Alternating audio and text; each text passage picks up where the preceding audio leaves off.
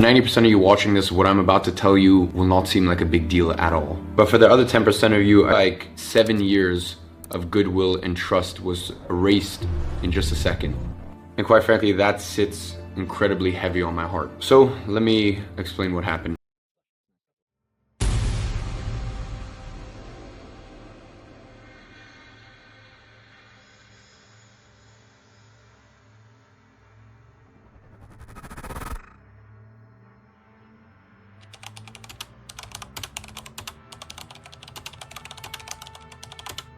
By any chance, if you ever type this on your Google search, it might be a possibility that you could have came across this guy.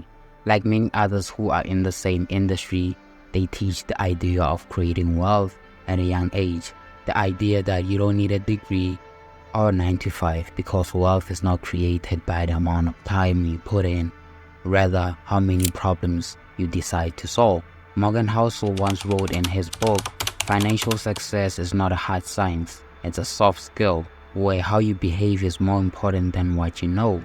I find that quote very prophetic because all the YouTube finance gurus ever did was to find that skill and exploit it till there was nothing left. The question is, what is that soft skill? How do you find it? And lastly, how do you monetize it?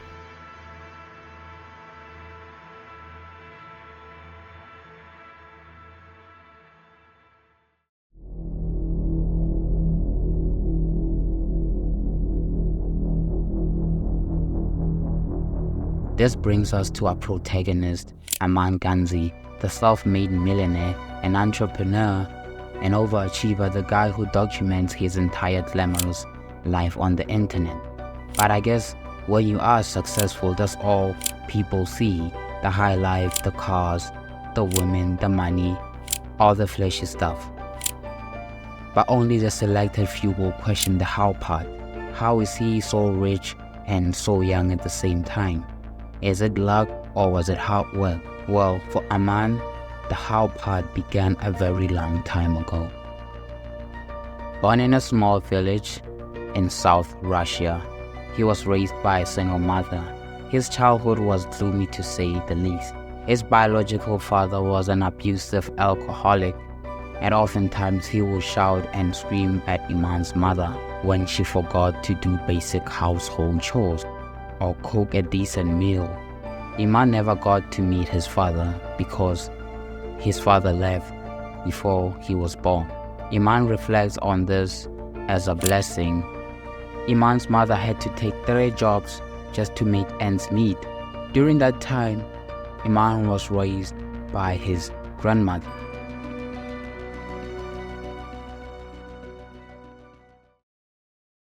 One time, Iman's mother decided to take a trip to Moscow to clear her mind and recharge her social battery.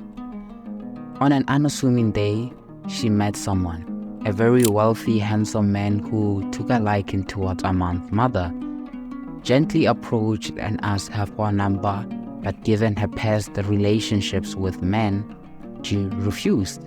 Disappointed and defeated, he turned around. But something in his heart compelled him to try one more time, but this time asked for an email instead. Somehow the second plan worked. Days went by and the two talked through emails, getting closer, developing a strong bond, to a point where if one didn't respond quickly, the other would worry. Many months went by, the two grew closer, to a point where he had enough courage to ask her to marry him. She was shocked at first, but then said yes later. Everything was going well for them. The family was happy, the marriage was strong, till it wasn't. See, Aman's stepfather was a wealthy businessman. That meant that he had to travel 80% of the time. 20% of the time he had to spend with his family. He seemed a bit distant. Needless to say, his work was affecting his personal life, especially his marriage. Sometimes Iman will recall seeing them argue and shout. That was tough for him. because he was too young to understand why they were fighting. In couples therapy, family meetings, but it seemed to be worthless. It was like the spark was gone. Even though there were personal family matters happening, Iman grew up in a well-off household because his stepfather was taking care of them financially. When he was 14, his mother and stepfather got a divorce. His stepfather was the only breadwinner of the family. His departure affected both Iman and his mother financially. Stressed and overwhelmed, his mother was left to pick up the pieces. The thought of raising a teenage boy alone and without support, both morally and financially, it seemed like an impossible task for Iman's mother.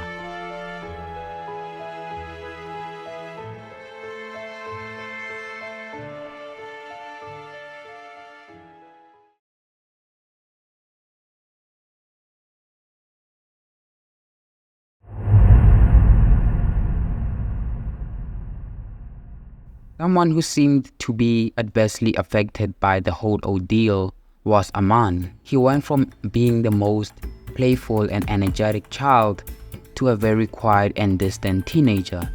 His family situation affected him emotionally and mentally to a point that his grades started to drastically decline. For a kid his age, it is understandable. The thought of seeing your mom work tirelessly just to put food on the table could affect you, and it did. It made Iman so angry, but at the same time, it inspired him and motivated him to work harder so that he can provide for his family. At the time when social media platforms were popping up, most teenagers saw it as an opportunity to make online friends or go viral. But for Iman, he saw financial opportunity at best. He hopped on the trend of buying Instagram theme pages, then selling them off for a higher price. He was deeply invested in this business model that he would often spend hours making theme pages. His mom would often shout at him for neglecting his schoolwork, but he would respond with, "I'm working on something bigger. School can wait." And yes, you guessed it, the theme pages didn't work, which left him stressed and angry, feeling depressed and lost. He looked himself in the mirror and asked himself, what is my purpose? That is true because most of us get lost in trying to find our ultimate purpose, whether being a college graduate, being a parent, making 6 figures a year. Whatever it is, it's not easy to find. But for Iman, it was simple. Be financially stable to take care of his mother. So there it was, his ultimate purpose. Even though theme pages didn't work, he did gain some knowledge on running his first business and some negotiation skills for negotiating a good deal. As a young kid, he was inspired by a lot of individuals in the business sector, such as Jeff Bezos and Bill Gates. His ultimate goal was to make a lot of money at a young age, but he couldn't do so if he was still attending school. So he took the biggest decision of his life and decided to drop out of school. This decision affected his mom so much that she went a whole week without talking to him. But Iman was determined and believed that he will make a plan and essentially make his mother proud. He read a lot of books on entrepreneurship and financial literacy and supplemented his knowledge with more YouTube videos and free online courses. One time when he was at a soccer practice, one of his friends asked him for help to set up his Instagram account. Since Iman was fairly knowledgeable about the platform, he also gave him tips on how to grow a following faster. A week went by and his friend came rushing to his house to let him know that his advice worked and he gained over 1,000 followers within just a week. Iman was pleased that his advice worked, but more especially he saw a gap in the market. Ideas started rushing to his head with thoughts that there could be more people out there who need similar help with growing their social media following. So he started brainstorming ideas, concepts for his new business venture. All I can say is that he didn't sleep that night. There it was, a whole night of brainstorming for a business strategy. A lucrative blueprint was forming. A blueprint that could change his entire life. You're probably asking, what is this blueprint I speak of? Well, one word, media. So Iman's plan was to start a media company that caters for entrepreneurs who run online businesses. Basically, it will specialize in social media marketing, advertising, and consulting services to help businesses increase their online presence and generate sales. After considering many names to call his business, he landed on Iman Gadzhi Media. So now with his business set, it was time to make money, but not so fast. Even though it was a great business model, at the time Iman was essentially a nobody. The only people that knew him were his teammates and his mother. Plus, his teammates only knew him because he was always the first one to arrive during soccer practice. So how did he make it work? Let me honestly just tell you some real. It's gonna get old. The money, the cars, the women, the expensive dinners, all of this bull, none of it matters. And I'm telling you this as a person who had $1 million in his bank account at 18, $10 million at 21, and I can tell you none of that matters. The only thing that matters is honor.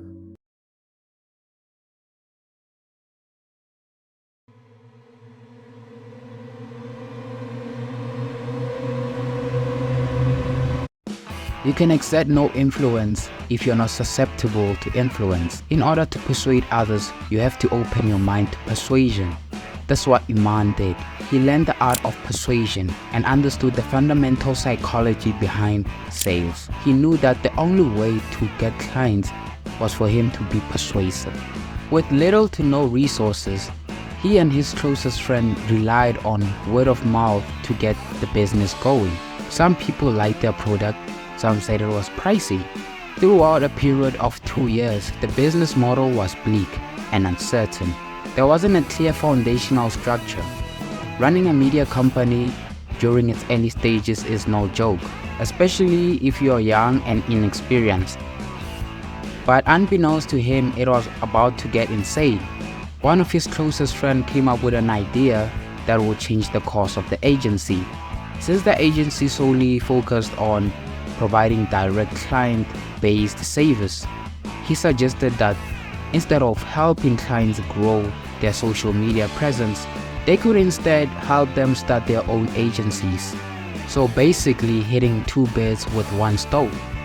Essentially, they would have two different products targeting the same audience but on a bigger scale. So this led to Iman studying an online course to teach enthusiastic young individuals who wanted to start their own agencies. He called it the six-figure SMMA. Iman and his team based the course as a framework for individuals who want to scale their marketing agencies. The course had a range of features to give its students the fundamentals of running an agency. The course was a success that it reportedly made him well over $300,000 in his first year. It makes sense because the course itself was priced at closely to $1,000. To Iman's defense, it was a bargain because the course he claimed it was worth well over $30,000. This is where many people become skeptical and suspect foul play from online gurus, because they are known to sell you this dream that their online teachings are valid and valuable to your journey of making money online. But the actual truth is that most online gurus make money from selling courses, coaching services, and affiliate marketing than they actually do in their own product or agencies in this instance. Iman's course was packed with various offers such as in-depth training, a private Facebook group for members, bi-weekly Q&A sessions, and even a dedicated full-time coach to help its members grow and establish their footing. Many students claim that they found success with the course, and some are grateful for the course because it resulted in them making hundreds of thousands of dollars. Whether that's true or not, we are yet to find out.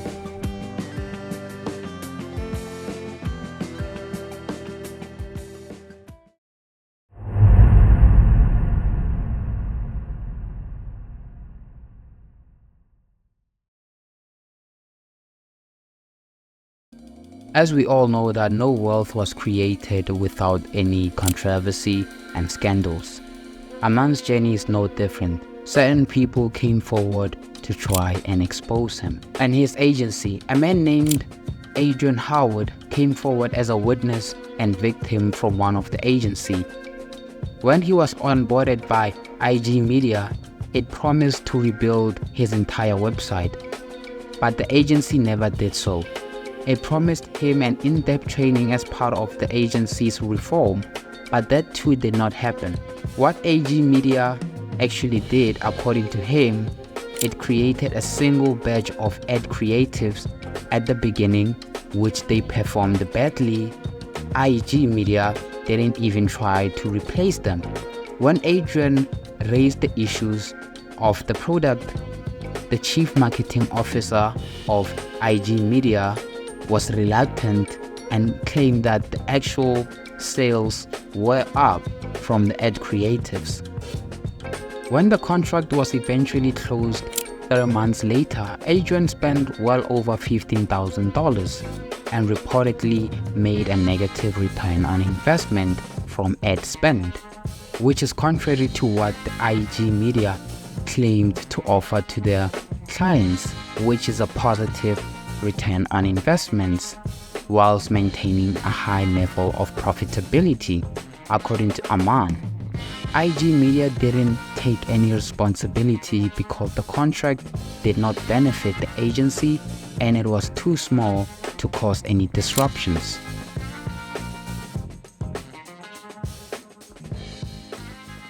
There has been a surge of YouTubers who are accused of manipulating views and subscriber counts on their channel. Iman has been accused of manipulating the algorithm for his YouTube presence. There are some instances where Iman would post on his Instagram account to prompt his followers to comment on his next YouTube videos for a cash giveaway. While this is not wrong, many YouTubers do this strategy to increase subscribers on their channels. It sometimes limits negative comments that viewers may have on that particular video. His biggest scandal was on his 2 video series, The Great Reset and Digital Renaissance. The series was a huge marketing campaign for his course. Though he didn't pitch the course directly, but he did mention it quite a lot in his videos, basically retargeting you every time you click on the video series. A lot of people caught up to his plan and started accusing him, which led deleting the Digital Renaissance series and claiming that it was removed by YouTube. But also that was a lie because he was caught red-handed, which led to him making an apology video.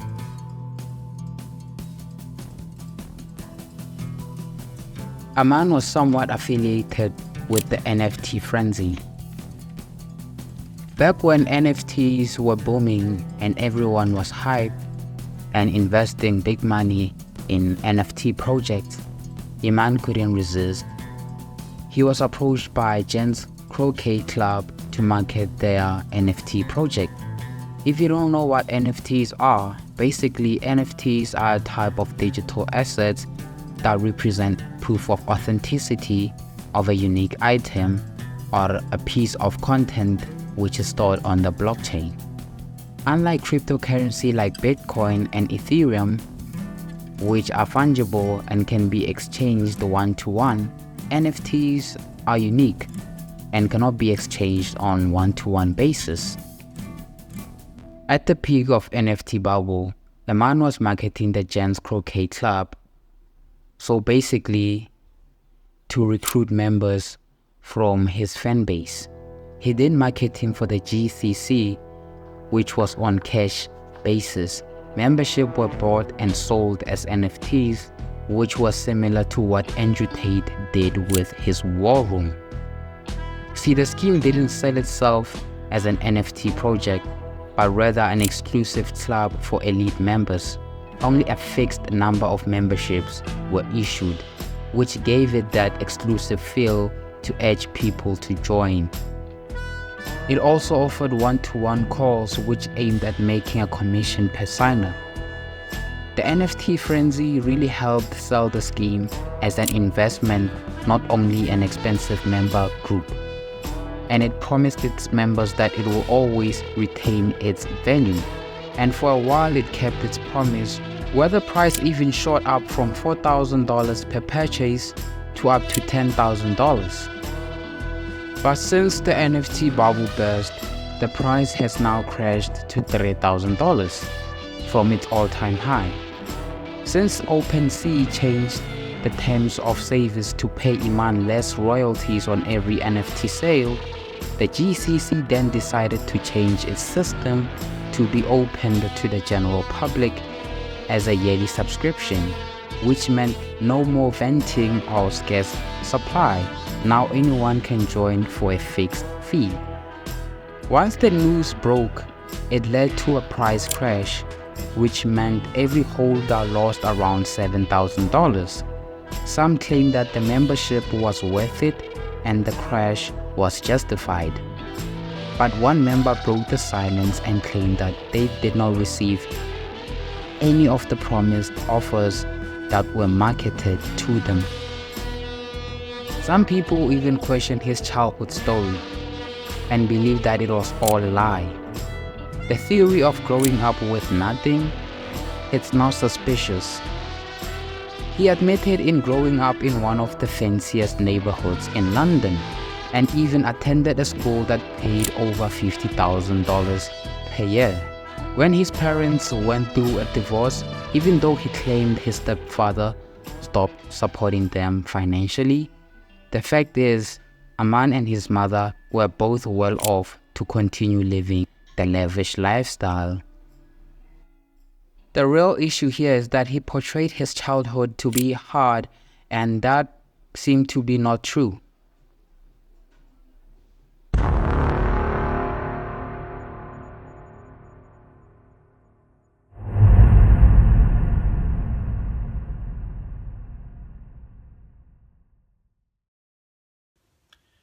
Here in my garage, just bought this new Lamborghini here. It's fun to drive up here in the Hollywood Hills. But you know what I like a lot more than materialistic things? Knowledge. In fact, I'm a lot more proud of these 7 new bookshelves that I had to get installed to hold 2,000 new books that I bought. It's like the billionaire Warren Buffett says, the more you learn, the more you earn. That is where it all started. Tai Lopez's video sparked the rise of internet gurus who try to teach simple individuals like you and me how to create wealth.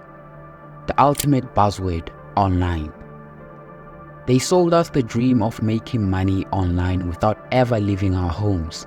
Dream that anyone can be rich at any age. The real issue here is that it's not true. Their teachings and strategies are unorthodox. You could say, well, every big corporation does this. And that's also true. In order to gain people's trust, you first have to demonstrate reliability and honesty. But the honest truth is that you are the product. The moment you type this, you expose yourself to online vouchers who are ready to take your money in a split second. Even though they offer free courses and free training, it's not really free. In the context of online gurus, it is called a sales funnel, where free courses are used to attract potential customers and later upsell them to an expensive course. That's what most online gurus do in order to gain your trust. It's free until it isn't. Well, Iman did this very nicely. His ultimate plan worked. He documented his entire life online, from when he was broke until when he was rich. I mean, how can you not trust him? Unlike many online gurus who just pop out of nowhere, Iman has an ultimate advantage: reliability. You just can't hate him. He mastered the art of marketing and sales, the ability to earn your trust from one video to another. The takeaway from this video is that reputation is key to making millions. How you behave is more important than what you know.